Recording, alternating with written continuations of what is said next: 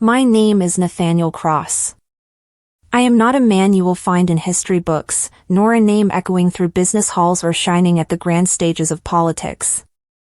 I am, instead, a watchful passerby of human stories, a narrator who lingers in the quiet spaces between lives, choosing sometimes, by intuition, to follow one.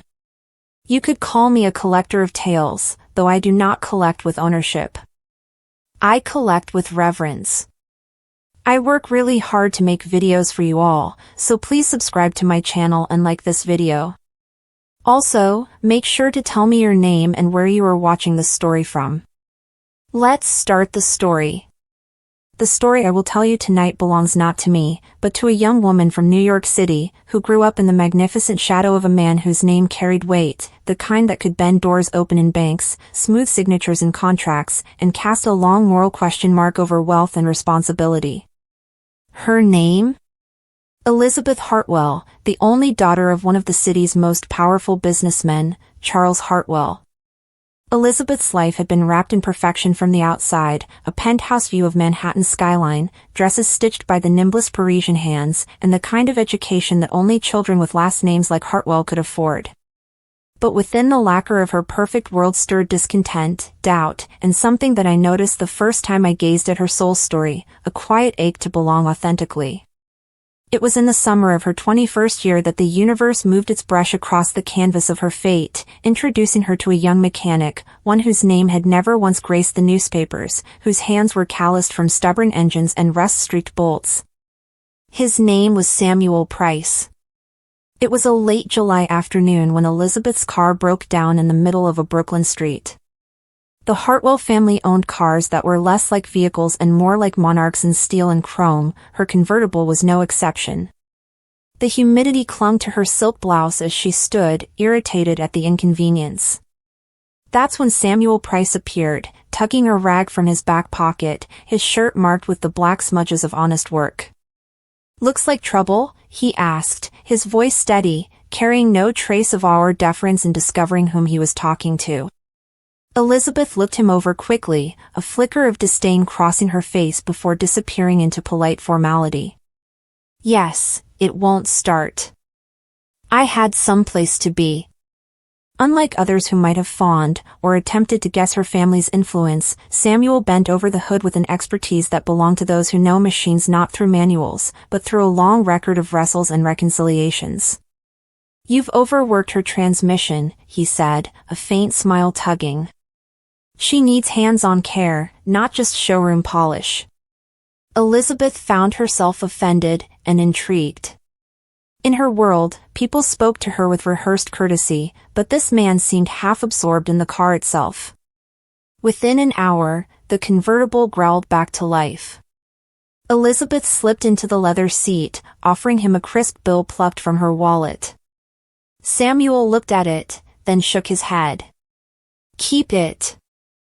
I don't fix cars for tips. Just remember, treat the machine like it's more than a display piece." With that, he wiped his hands and walked away, leaving Elizabeth staring after him, the untouched bill crumpling in her clenched hand. After that day, Samuel lingered in Elizabeth's thoughts like a stubborn melody.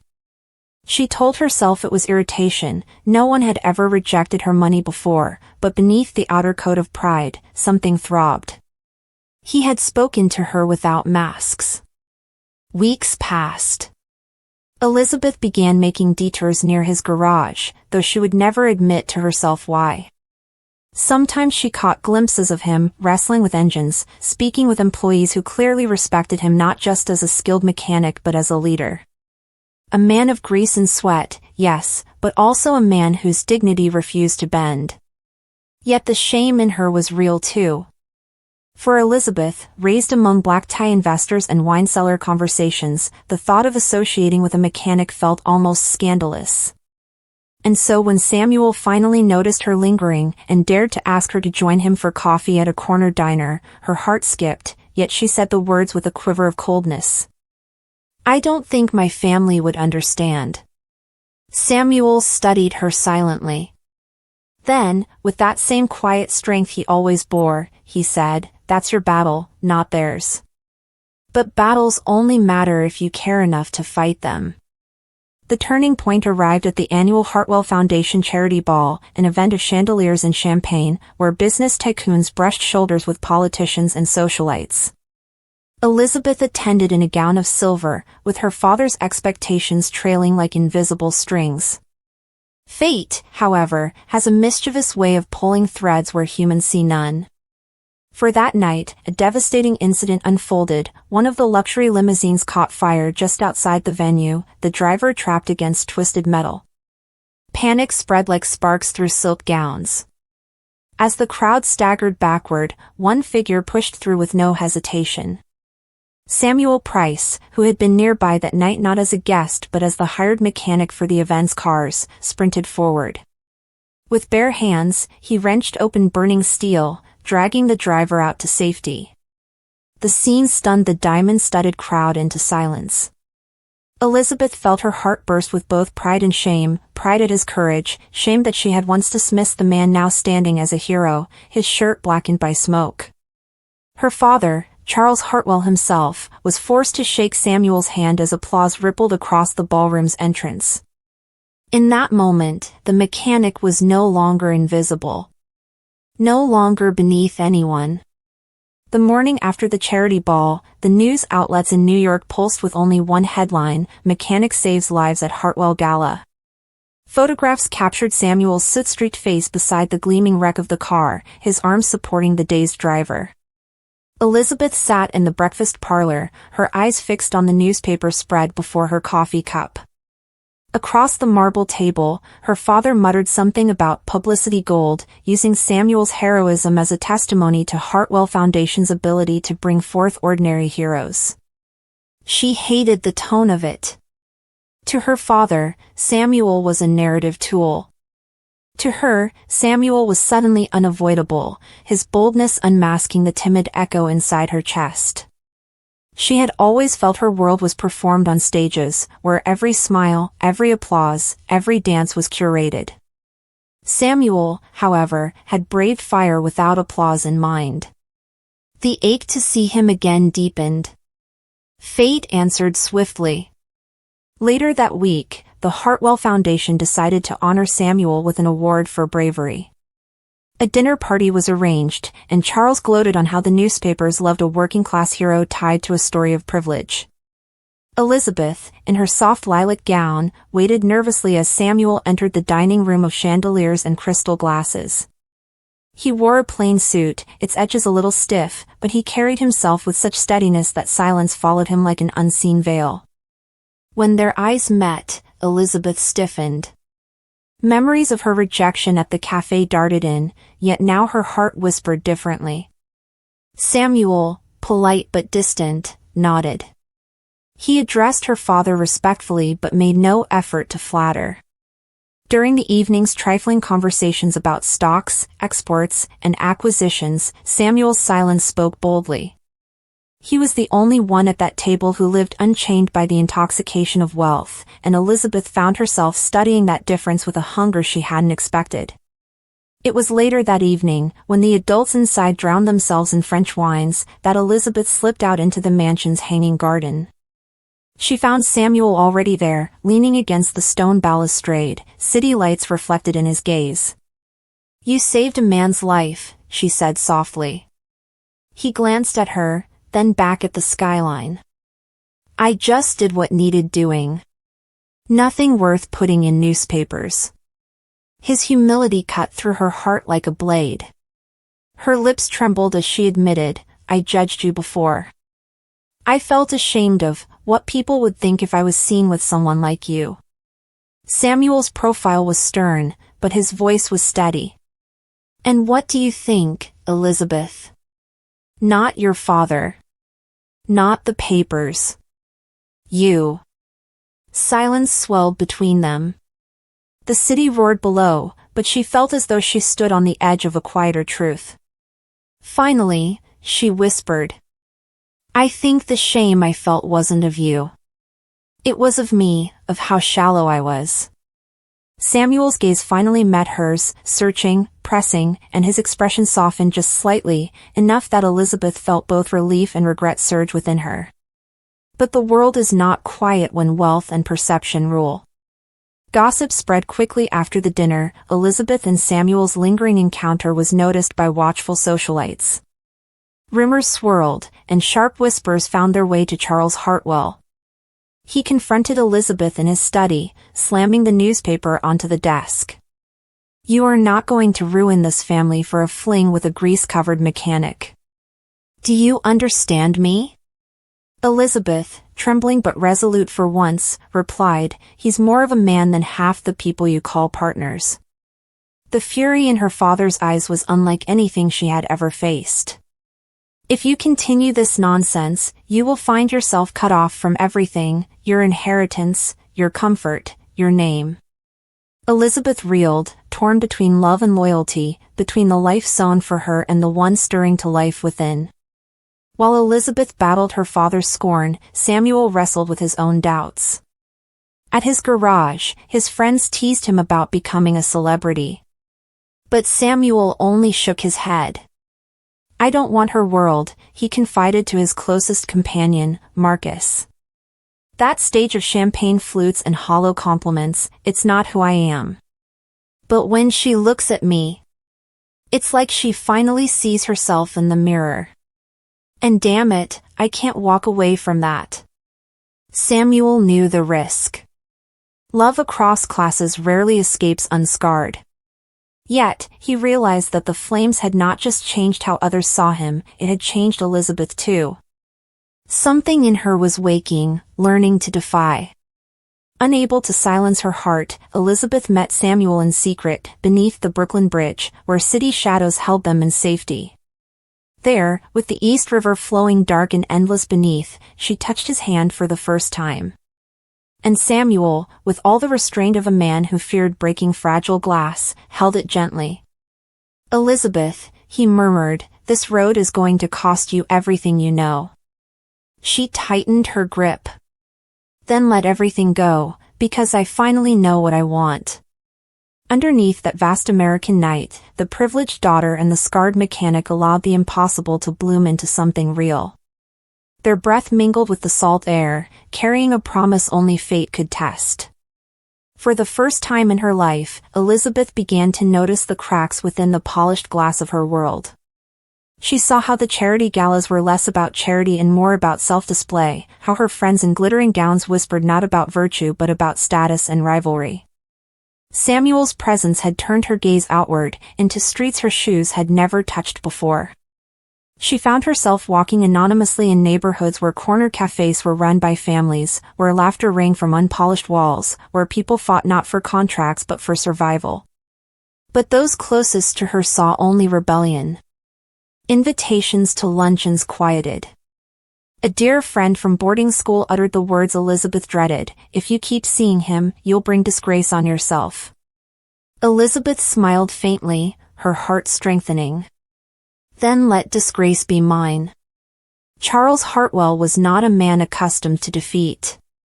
His empire had been built with ruthless resolve, and the thought of his daughter refusing him shook his carefully sculpted authority.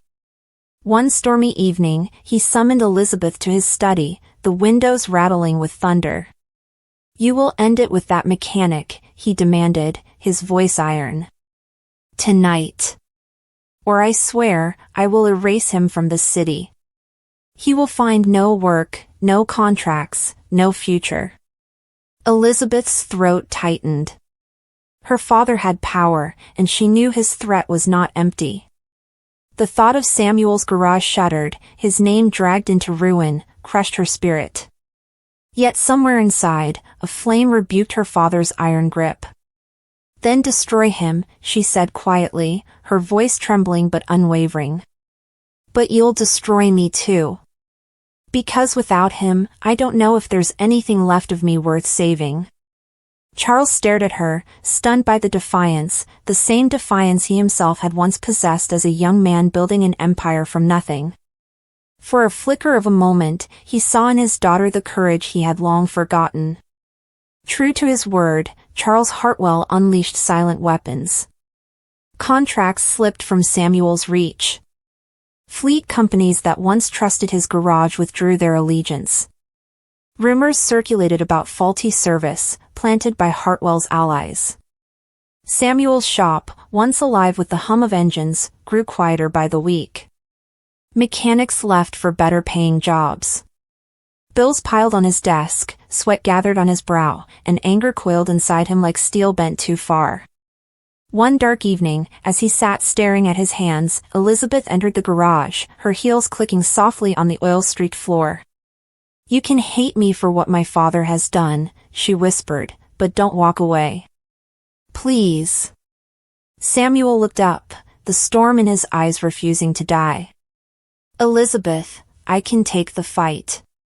But I can't win if you're standing halfway between me and your father. I need to know you're not ashamed anymore. Not 1 ounce." In a trembling breath, Elizabeth stepped forward, lifted his stained hands, and kissed them. "I am ashamed only of the girl who once flinched before you. That girl is gone." The breaking point arrived at the next Hartwell Foundation event, a grand gala meant to showcase the family's resilience and superiority in the city. Elizabeth knew what she had to do. As the orchestra soared and glasses clinked, she walked into the ballroom not with polished airs or ambitious investors but with Samuel at her side. Gasps rippled through the crowd. Her friends looked away. Her father's jaw clenched with fury. But Elizabeth, radiant in her crimson gown, clung to Samuel's arm with a confidence she had never displayed before. For once, she wasn't her father's daughter performing her role, she was Elizabeth Hartwell, a woman in love with a man who had earned respect not with money, but with courage. When whispers thickened into mockery, she raised her voice loud enough for all to hear. "I'd rather stand beside a man who saves lives with his hands than one who saves only wealth with his signature." The room fell silent. The orchestra hesitated into quiet. And for the first time in decades, Charles Hartwell found himself powerless beneath his daughter's truth. The days after the gala were chaos. Newspapers split their opinions, some applauded Elizabeth's bold stand, others sneered at her fall from grace. Her father's empire trembled from the scandal, but Elizabeth no longer bowed to the weight of reputation. She and Samuel faced hardship, yes. Business was slow, money was tight, and their love was tested against nights of doubt and exhaustion. But there was laughter too, laughter that never existed in the Hartwell mansion, laughter that sprang from burnt toast breakfasts, or the soft hum of Samuel tinkering with an old jukebox just to see her dance barefoot in the garage. One evening, as rain splattered softly against the windows of their modest apartment, Elizabeth whispered, "I was born into everything. But until I found you, I was nothing. Now I have less, but it feels like more than a lifetime's worth." Samuel pulled her close, his voice steady. "We might not have chandeliers, Elizabeth. But we've got fire that doesn't fade when the lights go out." And with that, their story shifted again, not one of glass towers and gilded cages, but one of freedom, built with hands scarred and hearts bared. Winter spread across New York with an unforgiving chill. Samuel's garage, battered by months of lost business, sat half empty. The heater rattled weakly. Elizabeth wrapped herself in a worn coat and worked beside him, not with polished nails and silvered trinkets, but with grit, answering phones, balancing accounts, even learning to hand tools. Every now and then, Samuel caught her struggling but refusing to complain, grease smudges on her sleeves. Watching her, he realized she had crossed the threshold she once feared. She was no longer the sheltered Hartwell daughter. She was his partner, unashamed, unflinching. But the storm outside remained. Wealthy clients refused his shop, gossip circled, and the weight of financial strain pressed heavier. Samuel began to wonder if love was enough to wage war against a city built on power. One night, after a long day of silence, Elizabeth sat with Samuel in their tiny apartment. She stared at the leaking ceiling, exhaustion tightening her lungs. "I thought standing up to my father would free me," she muttered. "But his shadow follows me still. The city keeps reminding me what I've lost." Samuel turned to her, a stoic calm in his eyes. "Then stop measuring life by the city's terms. You've lost walls made of glass. You've gained walls that hold us together when no one's watching. Elizabeth broke. Tears streamed freely, not because she regretted her choice, but because the weight of it pressed sharp against her fragile heart. And in those tears came a transformation. Grief turned to steel. The next morning, Elizabeth rose with an energy Samuel had never seen. If her father would not bend, then she would rise higher. Elizabeth began using her knowledge of society's workings not for gossip, but for survival. She reached out to organizations her family once supported, using her name cautiously but purposefully. Within weeks, she organized a community fundraiser to support underfunded local workshops. The event was humble, nothing like the glittering Hartwell galas. It took place in a repurposed factory hall, decorated with nothing more than string lights and paintings from neighborhood children. Yet when people learned Elizabeth Hartwell was hosting, they came.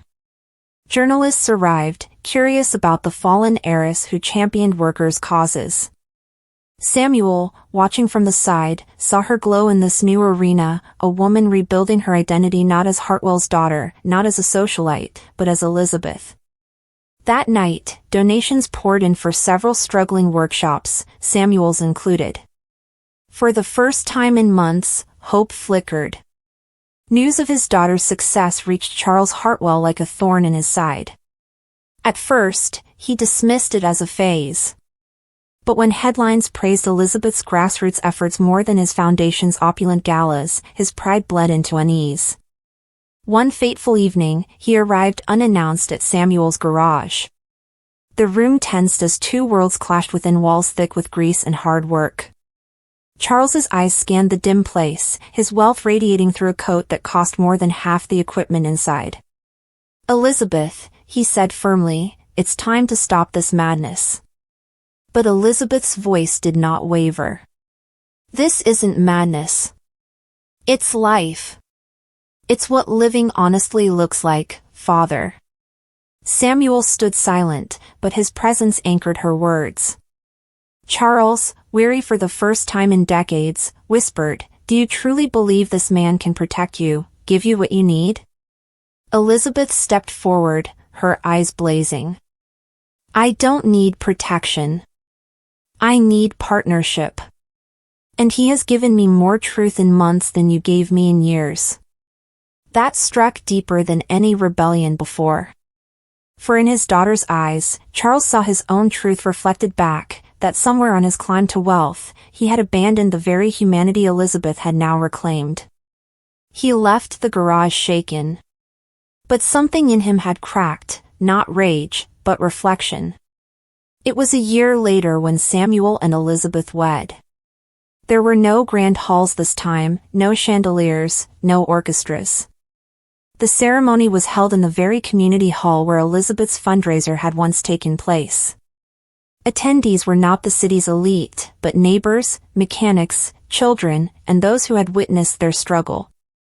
Elizabeth wore not a designer gown, but a simple ivory dress that hugged her naturally, her hair free of jeweled pins. Samuel stood tall in his plain black suit. They exchanged vows with trembling voices, each word carrying the fire of their scars. And then, as if orchestrated by fate itself, Charles Hartwell entered. The hall went silent. He walked slowly, carrying none of his former arrogance, only the dignity of a man who had swallowed his pride. Reaching his daughter, he placed into her hands a small envelope, not of money, not of jewels, but of words. "It is not wealth you need from me, Elizabeth," he admitted softly, the first trace of humility in his life. "It's respect. And though I've been late, you have it now." Elizabeth, tears shining on her cheeks, embraced her father. For once, the wall between them fractured, not demolished, perhaps never fully, but fractured enough for light to enter. Years passed. Samuel's garage blossomed again, not because of wealth but because of trust. Customers came seeking not just repairs, but honesty, a rarity in any city. Elizabeth became a voice in the community, establishing initiatives to empower young women and local workers, no longer the Hartwell daughter, but Elizabeth Price. Their apartment grew into a home. It was filled not with artifacts of wealth, but photos, memories, and the constant laughter of two people who had chosen fire over comfort, authenticity over pretense. Sometimes at night, Elizabeth would glance at Samuel's hands, rough, scarred, steady. She would press them to her lips, remembering how once those hands saved a man from flames, and in the same moment, unknowingly saved her from a cage of mirrors. "I thought I would lose everything," she once whispered to Samuel beneath the soft hum of twilight. And Samuel, drawing her close, replied, "Elizabeth, we lost nothing. We only traded glass for truth."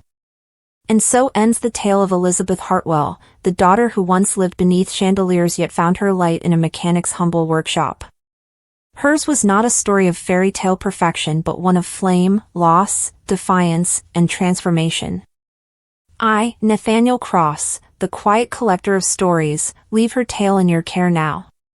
For stories like hers do not belong in gilded books or ephemeral gossip, they belong in the human heart, where courage meets love and teaches us that sometimes the greatest rebellion is to choose truth over appearances.